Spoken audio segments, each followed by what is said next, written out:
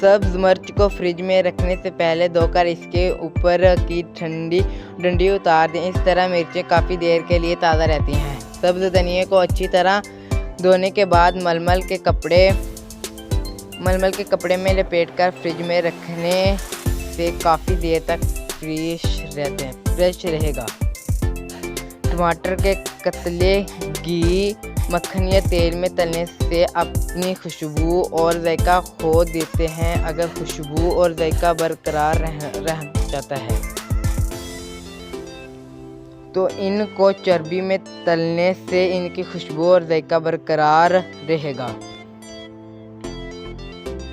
दही बड़ों को नरम बनाने के लिए पिसी हुई दाल में 2 चाय के चम्मच दही डाल दें। इस दाल के बने हुए बड़े नहायत नरम और मज़ेदार होंगे।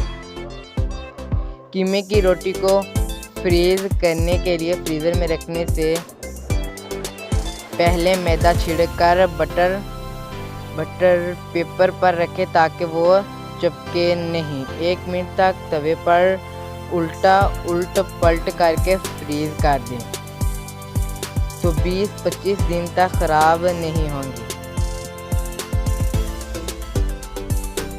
अगर मिर्च तेज़ हो जाए तो एक प्याज ब्राउन करके अखबार पर फैला दें। थोड़ी देर में खस्ता हो जाए तो हाथ से कुचलकर सालन में डाल दें और एक नींबू का रस डाल दें। मिर्च कम हो जाएगी।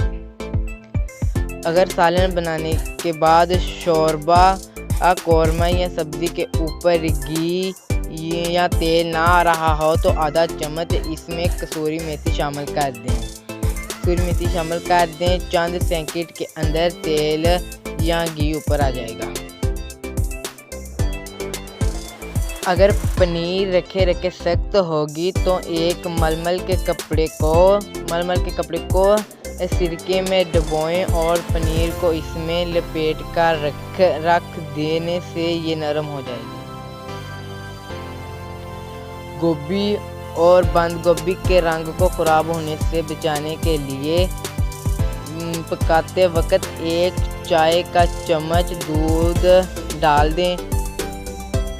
मिर्चें काटने के बाद हाथों को जलन से बचाने के लिए हाथों को ठंडे दूध में डुबो देने से जलन ख़त्म हो जाएगी।